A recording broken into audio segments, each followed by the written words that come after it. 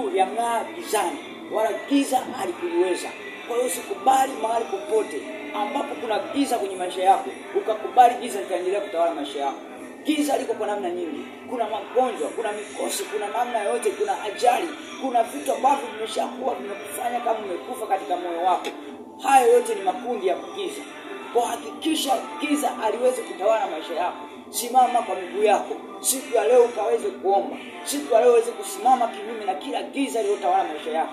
Giza ni kitu ambacho kiko nje ya mfumo wa mafanikio. Kwa hiyo kataa hiyo hali.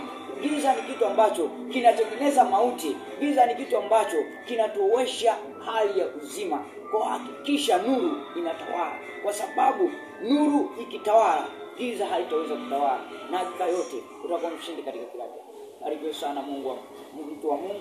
Shiriki maombi siku ya leo ya maombi haya ya tarehe ya siku 31 ambayo kila moja anabarikiwa. Hata sasa shuhuda zinaanza kutokea. Mungu akubariki sana.